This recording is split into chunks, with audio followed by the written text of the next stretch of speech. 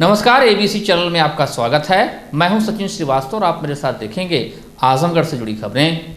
आइए नजर डाल लेते हैं आज की खास खबरों पर। काशी गोमती ज्वेलर्स निकट भंवरनाथ मंदिर, अयोध्या रोड, आजमगढ़। त्योहारों की सौगात, खरीदे 5000 से ज्यादा के सोने, चांदी व हीरे के आभूषण और जीते लाखों के इनाम। ऑफर 15 सितंबर से 31 अक्टूबर तक। बम्पर प्राइस इलेक्ट्रिक स्कूटर और लाइफस्टाइल फर्नीचर, बेलनाडी, आजमगढ़। सभी प्रकार के फर्नीचर और इलेक्ट्रॉनिक सामानों की भरपूर रेंज।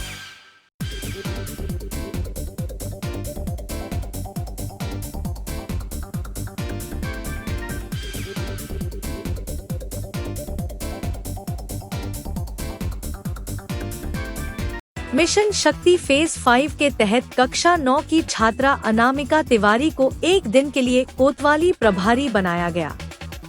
इस दौरान उन्होंने लोगों की समस्याएं सुनी और त्वरित कार्रवाई के निर्देश दिए। अनामिका का कहना है कि वह भविष्य में IAS अधिकारी बनकर समाज की सेवा करना चाहती हैं। मंगलवार को मिशन शक्ति अभियान के तहत प्रतिभा निकेतन स्कूल की छात्राओं को आजमगढ़ कोतवाली आमंत्रित किया गया। यहां छात्राओं को पुलिस थाने की कार्यप्रणाली से रूबरू कराया गया।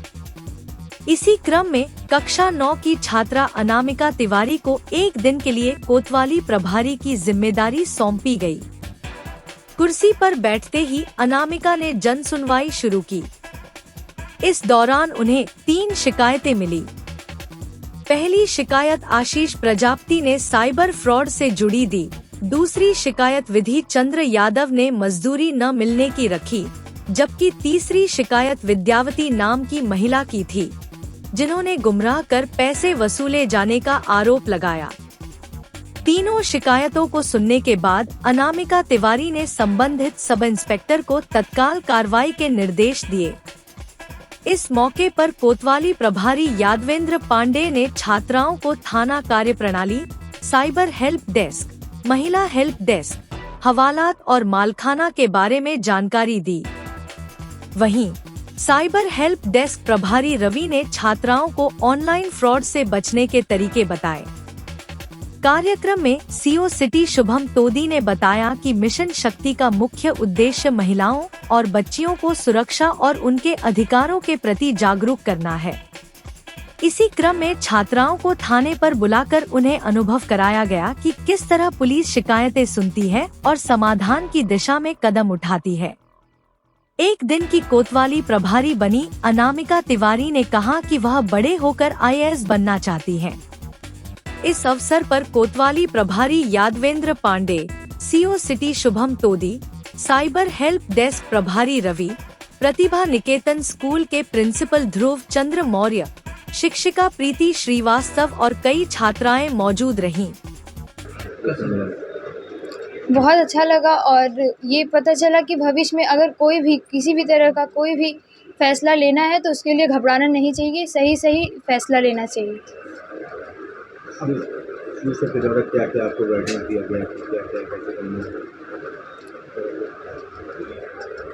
सबसे पहले तो जो है एकदम फ्री होके रहना चाहिए। हर जगह अपना अनुशासन कभी तोड़ना नहीं चाहिए और जो भी फैसला लेना है उसे फ्री होकर लेना चाहिए। एक दिन के प्रभाव में आपने क्या क्या सीखा यहाँ पे? उचित न्याय करना सीखा, सही से अनुशासन में रहना सीखा और जो भी अगर कभी भी भविष्य में कोई भी न्याय लेना है, फैसला लेना है तो उसके लिए कभी घबराना नहीं चाहिए, सही फैसला लेना चाहिए और कभी भी अपने को दबाना नहीं चाहिए। अपने को हमेशा कॉन्फिडेंस में रखना चाहिए, देखना चाहिए खुद को। आगे चल के क्या बनना चाहते हैं? मैं IAS ऑफिसर बनना चाहती हूँ। क्या आपने यहाँ देखा? मैं यहाँ पे महिला मिशन शक्ति केंद्र देखी और हवालात देखी और CCTS देखी और बाकी अधिकारियों की कक्ष देखी, कैसे कैसे करना है, सुनवाई क्या करना है, जहाँ पे होता है बड़े कार्रवाई कहाँ होती हैं वो कक्ष मैंने देखा और जो भी फैसला लेना है वो कैसे लिया जाता है ये देखा। देखिए, मिशन शक्ति अभियान के अंतर्गत आज थाना कोतवाली परिसर जनपद आजमगढ़ में स्कूल की बच्चियों को प्रेरित करने के उद्देश्य से इनको थाना परिसर का भ्रमण कराया गया। वह थाना परिसर के अंतर्गत जितनी विभिन्न यूनिट्स कार्यरत हैं उनके बारे में इनको जानकारी दी गई। वह थाने पर आने वाले जो प्रार्थीगण रहते हैं उनके समस्याओं के बारे में अवगत कराया गया, इनसे जन सुनवाई कराई गई। वह इनको भविष्य के लिए शुभकामनाएं प्रेषित करते हुए इनको थाने से परिचित कराया गया। इसी उद्देश्य के साथ आज ये कार्यक्रम थाना कोतवाली परिसर जनपद आजमगढ़ में किया गया। सर, किसी को प्रभारी बनाया गया विद्यालय का? जी, इनमें से किसी एक स्कूल की बिटिया को थाना का पदभार ग्रहण कराते हुए उनके द्वारा जन सुनवाई कराई गई, ताकि ये थाने पर आने वाली जो वास्तविक जीवन की समस्याएं लेकर के जो लोग आते हैं, फरियादी आते हैं थाने पर अपनी समस्याएं लेकर, उनसे ये रूबरू हो सके, उनसे परिचित हो सके और त्वरित निर्णय करने की क्षमता अपने में विकसित कर सके। जिलाधिकारी रविंद्र कुमार द्वारा जिला प्रशासन एवं समेकित कौशल विकास, पुनर्वास एवं दिव्यांगजन सशक्तिकरण केंद्र गोरखपुर के संयुक्त तत्वाधान में मंगलवार को हरिऔध कला केंद्र आजमगढ़ में दिव्यांगजनों के सशक्तिकरण हेतु आयोजित 2 दिवसीय पर्पल मेला 2025 का दीप प्रज्वलन कर शुभारंभ किया गया। इसके साथ ही हरिऔध कला केंद्र परिसर में लगाई गई प्रदर्शनी में दिव्यांगजनों द्वारा बनाए गए उत्पादों का अवलोकन किया गया। जिलाधिकारी ने कहा कि यह कार्यक्रम दिव्यांगजनों के सशक्तिकरण के लिए आयोजित किया गया है। उन्होंने कहा कि मंत्रालय द्वारा CRC के माध्यम से पूरे भारत में इस प्रकार के आयोजन कराया जाता है, जिससे ज्यादा दिव्यांगजनों का इसके माध्यम से और अधिक लाभान्वित किया जा सके। उन्होंने कहा कि CRC के माध्यम से दिव्यांग बच्चों को हर प्रकार की सुविधा उपलब्ध कराया जाता है। जिलाधिकारी ने कहा कि ऐसे आयोजनों से दिव्यांगों के समावेशन में जहां मदद मिलती है, वहीं अलग अलग प्रकार की सांस्कृतिक गतिविधि, खेलकूद की गतिविधियों में शामिल होने पर दिव्यांगजनों का मनोबल भी बढ़ता है। पर्पल फेयर के माध्यम से देश के ज्यादा दिव्यांगजनों तक पहुंच बनाई जा सकती है और उन्हें समाज की मुख्य धारा में लाया जा सकता है। उन्होंने कहा कि सरकार द्वारा दिव्यांगजनों के लिए दिव्यांग पेंशन भरण पोषण योजना, उपकरण वितरण, बचपन डे केयर के माध्यम से दिव्यांग बच्चों को गुणवत्तायुक्त शिक्षा, दिव्यांगजन शादी विवाह सहायता राशि योजना, दुकान निर्माण आदि कई सारी योजनाएं चलाती है। उन्होंने कहा कि दिव्यांगजनों को उचित अवसर प्रदान किया जाए तो वे भी सामान्य व्यक्ति की भांति अच्छा कार्य कर सकते हैं। उन्होंने कहा कि दिव्यांगजनों के साथ किसी भी प्रकार का भेदभाव न करें। जिलाधिकारी ने छात्र छात्राओं एवं जन सामान्य से अपील किया कि अपने आसपास के बच्चों जिनका यूनिक डिसेबिलिटी ID कार्ड नहीं बना है, उनको बताएं कि जिला अस्पताल में स्वास्थ्य विभाग द्वारा दिव्यांगता की जांच करने के उपरांत UDI कार्ड बनाया जाता है। UDI कार्ड बन जाने के उपरांत दिव्यांगजनों को विभाग द्वारा संचालित समस्त योजनाओं का लाभ मिल सकता है। उन्होंने यह भी कहा कि लगाई गई 2 दिवसीय प्रदर्शनी में विभाग के योजनाओं के बारे में जानकारी प्राप्त कर उसका लाभ उठाएं। उन्होंने कहा कि केंद्र सरकार एवं प्रदेश सरकार दिव्यांगजनों के लिए अति संवेदनशील है। उन्होंने कहा कि दिव्यांगजनों में प्रतिभा की कमी नहीं होती है। दिव्यांगजनों के यदि किसी अंग में कमी होती है तो वहीं दूसरे अंगों से वे बहुत प्रभावशाली होते हैं। जिलाधिकारी ने कहा कि आज हर क्षेत्र में दिव्यांगजन अच्छा कार्य कर रहे हैं, कई सारे ऊंचे पदों पर कार्य कर रहे हैं।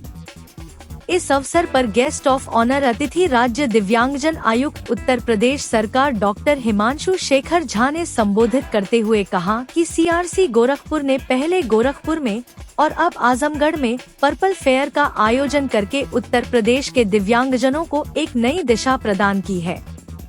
राष्ट्रीय दृष्टि दिव्यांगजन सशक्तिकरण संस्थान के निदेशक श्री प्रदीप ने पर्पल फेयर की सफलता पर अपनी शुभकामनाएं प्रेषित की। उप निदेशक दिव्यांगजन मीनू सिंह, CRC गोरखपुर के निदेशक जितेंद्र यादव, डॉक्टर पंकज कुमार द्वारा भी दिव्यांगजनों के हित में किए जाने वाले कार्यों, संचालित योजनाओं, संचालित विद्यालयों आदि के बारे में विस्तार से बताया गया। देखिए, दिव्यांगजन सशक्तिकरण विभाग के सहयोग से CRC गोरखपुर, जो कि मिनिस्ट्री ऑफ सोशल जस्टिस और एम्पावरमेंट गवर्नमेंट ऑफ इंडिया के अंतर्गत एक कार्यरत संस्था है। इनके द्वारा जनपद आजमगढ़ के हरियोत कला केंद्र में एक पर्पल फेयर नाम का 2 दिवसीय कार्यक्रम आयोजित किया गया है, जहाँ के दिव्यांग जन से संबंधित बहुत सारे स्टॉल, कल्चरल कार्यक्रम और सरकार की जितनी भी स्कीम्स हैं इनके बेनिफिट के लिए, उनके भी स्टॉल लगाए गए हैं। इस कार्यक्रम में प्रतिभाग करने राज्य दिव्यांगजन आयोग CRC गोरखपुर के अधिकारी, देहरादून से बहुत जगह से अधिकारी आए हैं।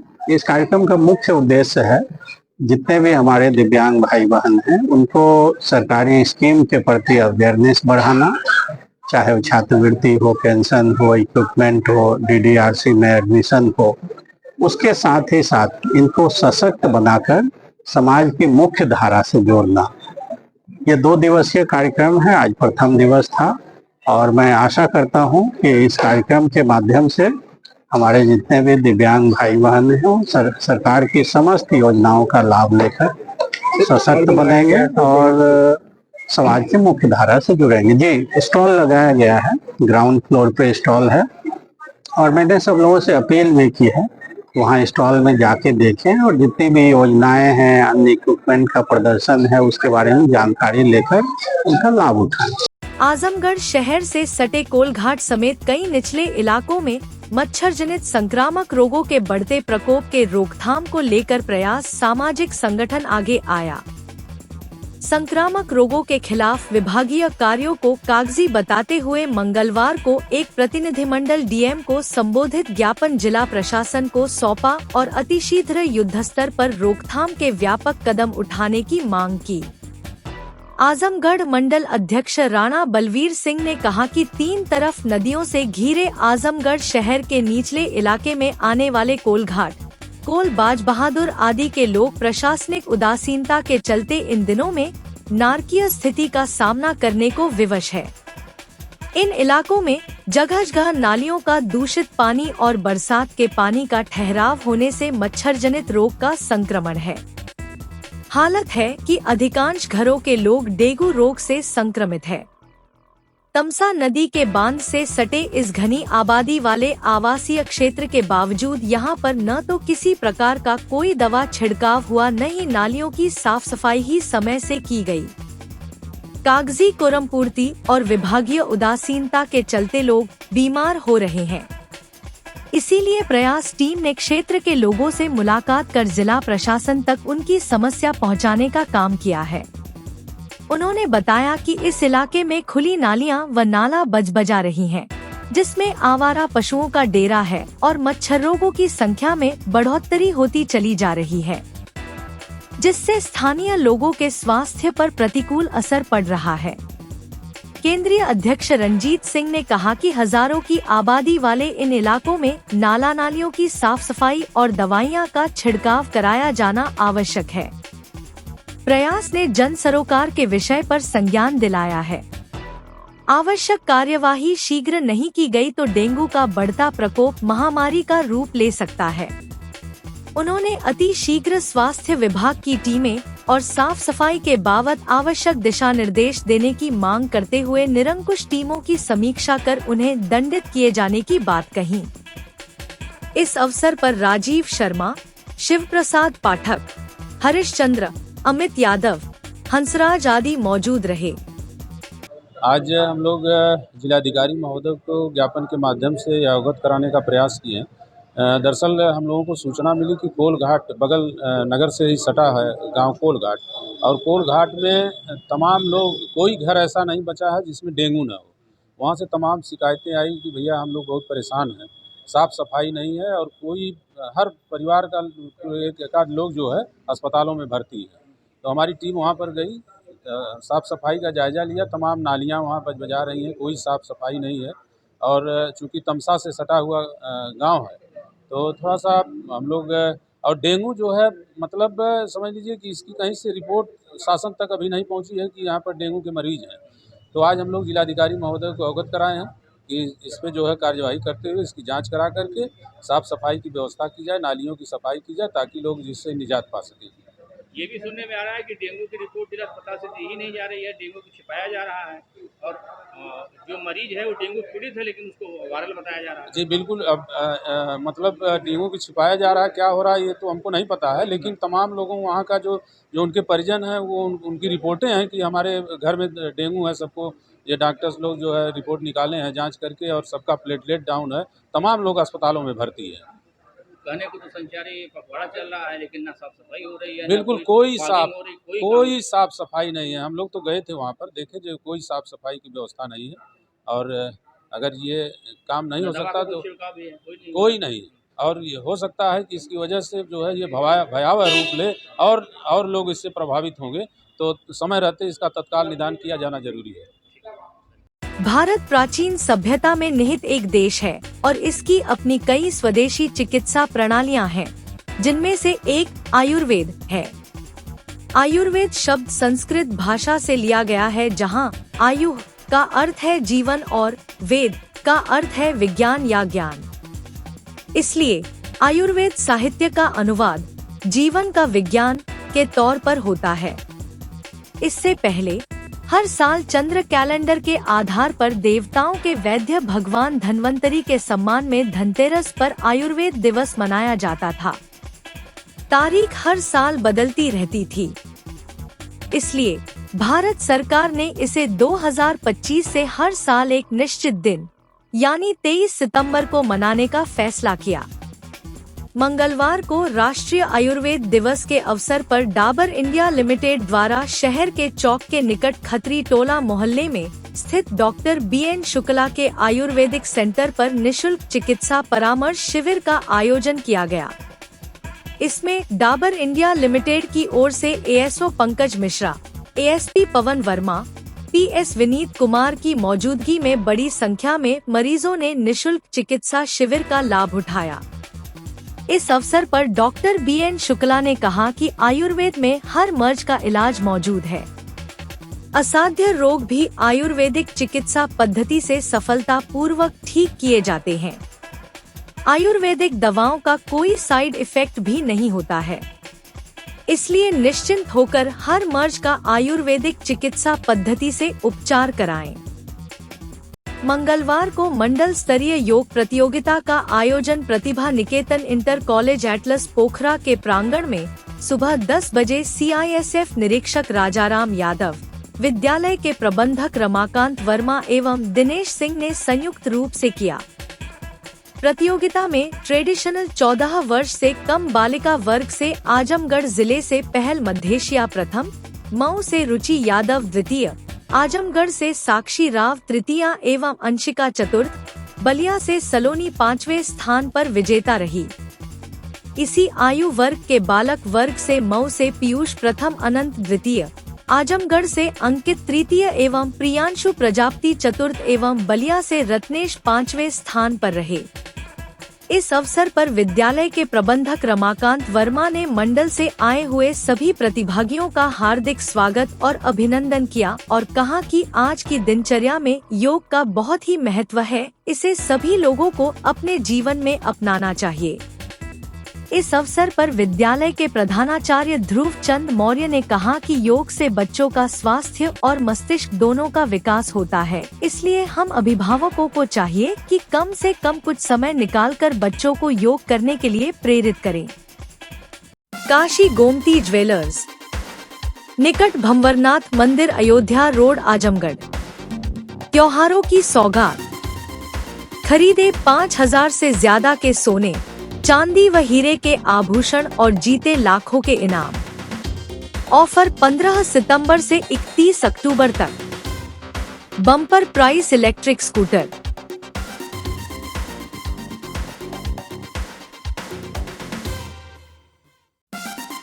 गोल्ड, डायमंड और सिल्वर की ज्वेलरी का विशाल संग्रह, शुद्धता की 100% गारंटी। अपने खूबसूरत लम्हों को बनाएं और यादगार पहुँचे काशी गोमती ज्वेलर्स, निकट भंवरनाथ मंदिर, Ayodhya road, Azamgarh. Lifestyle furniture, Belnadi, Azamgarh. सभी प्रकार के फर्नीचर एवं इलेक्ट्रॉनिक सामानों की भरपूर रेंज उपलब्ध। हमारे यहाँ EMI की सुविधा 0% ब्याज पर उपलब्ध। इलेक्ट्रॉनिक सामानों में LED TV, refrigerator, washing machine, air conditioner, air cooler, deep freezer, water cooler, mixer juicer, iron, fan, induction, battery, inverter, electric geyser, gas geyser, आटा चक्की इत्यादि। फर्नीचर के सामानों में बेड, गद्दा, सिंगारदान, अलमीरा, sofa, table, chair, rack, stool, संदीली, सीढ़ी, डाइनिंग टेबल, झूला आदि। शादी विवाह की हो तैयारी या ऑफिस और घर के लिए सामानों की करनी हो खरीदारी, पहुंचिए लाइफस्टाइल फर्नीचर, बेलनाडी, आजमगढ़।